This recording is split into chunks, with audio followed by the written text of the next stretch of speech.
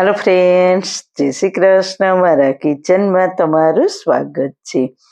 આજે આપણે બનાવીશું ગુજરાતીઓના ફેવરેટ પાપડી ગાંઠિયા.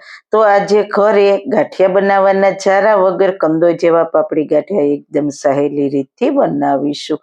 વિડીયોમાં બતાવેલા વસ્તુના પરફેક્ટ માપથી અને કેવી વસ્તુ વાપરવી તે બધી ટિપ્સ સાથે રેસીપી સ્ટાર્ટ કરીએ.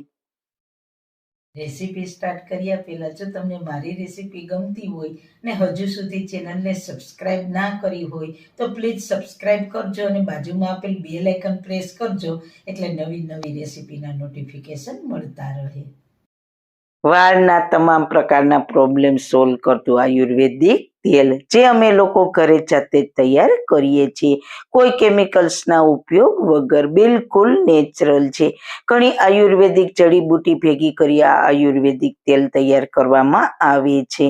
જો તમારે ખરીદવું હોય તો તેના ઓર્ડર અમે લઈએ છીએ. ઓર્ડર કન્ફર્મ કરવા માટે વોટ્સએપ નંબર સ્ક્રીન ઉપર જોઈ શકો છો. જો તમારે આ તેલનો પૂરો વિડીયો જોવો હોય તો તમને આ ચેનલ પર મળી જશે અને ડિસ્ક્રિપ્શન બોક્સમાં લિંક પણ મૂકેલી છે. સૌથી પહેલા સુપર ટેસ્ટી પાપડી ગાંઠિયા બનાવવા માટે 500 ગ્રામ ચણાનો લોટ લઈશું. તેને ચાળી લઈએ. ચણાના લોટની ગમે તે રેસીપી બનાવો તો તેને ચાળીને જ ઉપયોગમાં લેવો, એટલે તેમાં હવાના કણો ભરાશે અને આપણી રેસીપી બહારથી ક્રિસ્પી અને ખાવામાં સોફ્ટ બનશે. પાપડી બનાવવા માટે કોઈ પણ સારી કંપનીનો બેસન પેકેટ વાપરી શકાય છે. લોટ ચડાઈ જાય ને એટલે તેને સાઈડ પર રાખી દઈએ અને હવે 250 ml એટલે કે 1 કપ પાણી અને 150 ml એટલે કે અડધો કપ તેલ લેવાનું છે. મોણ આપવા માટે દાચિયા તેલનો ઉપયોગ નહીં કરવાનો, ફ્રેશ તેલનો જ ઉપયોગ કરવાનો. તેની સાથે વજનમાં 10 ગ્રામ અને 1 ચમચી પાપડ ખાર અને વજનમાં 10 ગ્રામ અને પોણી ચમચી મીઠું લેવાનું છે. મીઠું તમે તમારા ટેસ્ટ પ્રમાણે પ્લસ માઇનસ કરી શકો છો. વસ્તુના પરફેક્ટ માપથી પાપડી ગાંઠિયા બનાવવા માટે હવે એક નાની તપેલીમાં માપ લીધેલું પાણી અને તેલ ઉમેરીશું. સાથે પાપડ ખાર અને મીઠું પણ માપ સાથે ઉમેરીશું. પછી બ્લેન્ડરથી મિક્સ કરીશું. બ્લેન્ડરથી મિક્સ કરવાથી પાપડ ખાર અને મીઠું સરસ રીતે ઓગળીને તેલ અને પાણી સાથે મિક્સ થઈને એક ઘટ સફેદ મિશ્રણ તૈયાર થાય છે. પાપડી ગાંઠિયા સરસ સફેદ બને તે માટેનું આ બ્રહ્માસ્ત્ર છે. હવે આ મિશ્રણને આપણે લોટ બાંધવાનો છે તે વાસણમાં લઈ લઈએ. પછી તેમાં ચાળેલા બેસનને ઉમેરી દઈશું. આપણે બધી જ વસ્તુનું પરફેક્ટ માપ લીધું છે ને એટલે બીજું કંઈ જ ઉમેરવાની જરૂર નહીં પડે. હવે હાથ વડે મિક્સ કરીને પાપડી ગાંઠિયાનો લોટ બાંધી લઈએ. બેસનના લીધે આ લોટ એકદમ ચીકણો બનશે, જેથી તે બાંધતી વખતે હાથમાં ચીપકશે. જો તમને પાણી થોડું ઓછું લાગે તો 1-2 ચમચી પાણી ઉમેરીને લોટ પરફેક્ટ બાંધી લેવો, કારણ કે બધા લોટની ક્વોલિટી અલગ હોય છે એટલે પાણીનું પ્લસ માઇનસ કરવું પડે. લોટ બંધાઈ જશે ને પછી તમને આ લોટ ફાફડા ગાંઠિયા અને ચારાના ગાંઠિયાના લોટ કરતાં થોડો એવો સ્મૂથ તમને લાગશે, પરંતુ પાપડી ગાંઠિયાનો લોટ તે બંને ગાંઠિયાના લોટ કરતાં અલગ હોય છે અને ફાફડા ગાંઠિયા અને ચારાના ગાંઠિયામાં લોટ કેવો રાખવો અને કેમ બનાવવા તેની રેસીપી મેં આગળ મારી ચેનલ પર શેર કરેલી છે. તેની લિંક ડિસ્ક્રિપ્શન બોક્સમાં આપેલી છે, તો તેનું માપ જોઈને પણ તે ગાંઠિયા પણ બનાવજો. અહીં લોટ બંધાઈ જાય પછી તેને હાથ વડે આ રીતે મસળવાનો છે. જેમ જેમ લોટ મસળશું તેમ તેમ લોટનો કલર ચેન્જ થઈને લાઇટ કલર થતો જશે. લોટનો કલર લાઇટ થશે ને તો જ ગાંઠિયા બન્યા પછી તે ખાવામાં એકદમ સોફ્ટ બનશે. લગભગ મેં 5 મિનિટ મસળ્યો છે તો તમે જોઈ શકો છો પહેલા કરતા આ લોટનો કલર લાઇટ કલર થઈ ગયો છે. હવે મસળાયેલા લોટમાં 1 ચમચી તેલ ઉમેરીને મિક્સ કરીને ભેગો કરી લઈએ.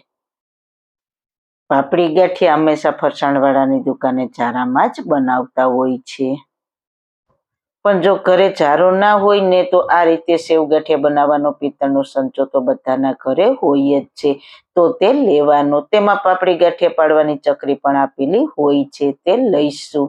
આનાથી પણ એકદમ સરસ પાપડી ગાંઠિયા બનાવી શકાય છે.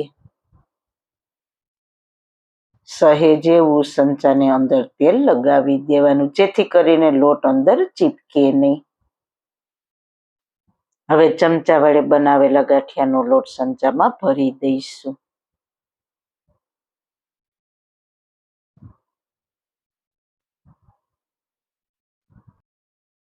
પછી આ રીતના પેક કરી દઈશું.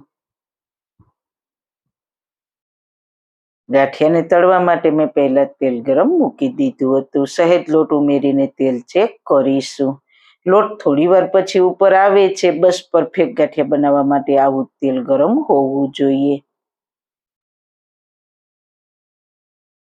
હવે ગેસની ફ્લેમ લો કરીને સંચાને ગોળ ફેરવતા જઈએ અને પાપડી ગાંઠિયા તેલમાં પાડી લઈએ.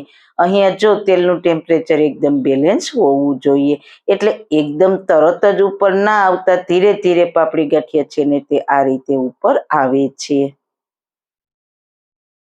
હવે જારા વડે હળવે હળવે પ્રેસ કરતા જઈને ધીમે ધીમે સાઈડ ચેન્જ કરીશું. અને ગાંઠિયા તેલમાં પડી જાય પછી ગેસની ફ્લેમ મીડિયમ ટુ લો કરી દેવાની, જેથી ગાંઠિયા સરસ સફેદની સાથે એકદમ ફરસા બનશે. બંને બાજુ સાઈડ ચેન્જ કરતા જઈને લગભગ 3 મિનિટ તળાતા ગાંઠિયા ક્રિસ્પી થવા લાગશે. ગાંઠિયા સરસ તળાઈ જશે ને એટલે દરેક ગાંઠિયાની કિનારી પર બબલ્સ થવા લાગશે. તેના પરથી ખ્યાલ આવશે કે ગાંઠિયા પરફેક્ટ તળાઈને ફરસા બની ગયા છે. હવે તેને જારા વડે તેલમાંથી કાઢી લઈએ. આ જ રીતના બધા જ ગાંઠિયા બનાવી લઈએ. બસ તમે બેસન ગમે તે વાપરો, પણ વિડીયોમાં આપેલી નાની નાની ટિપ્સ અને પરફેક્ટ માપ લેશો ને તો પહેલી વારમાં જ તમારા ગાંઠિયા પણ આવા જ ફરસા ઘરે જારા વગર પણ તૈયાર થશે. બધા જ ગાંઠિયા તળાઈ જઈને પછી ગાંઠિયા સાથે ખાવાના મરચાં પણ તળી લઈએ.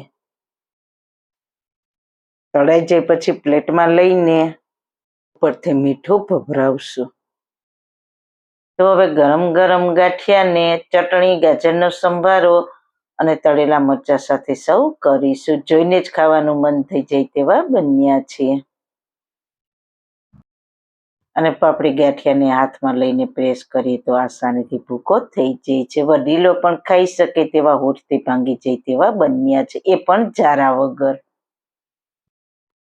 તો મિત્રો, ઘરમાં ચોખા તેલ અને ચોખા લોટથી બનતા એકદમ ટેસ્ટી, હેલ્ધી અને બધાને ભાવે તેવા અને કંદોઈની દુકાને હોય તેવા જ. તો જરૂર એકવાર ટ્રાય કરજો. તો સારું ખાઓ, ખુશ રહો. આવી સરસ રેસીપી જોવા માટે તમારો ખૂબ ખૂબ આભાર. મારી રેસીપીને લાઈક કરજો, શેર કરજો, મારી ચેનલને સબસ્ક્રાઈબ કરજો. ફરી મળીશું એક નવી જ રેસીપી સાથે. ત્યાં સુધી બધાને મારા જય શ્રી કૃષ્ણ.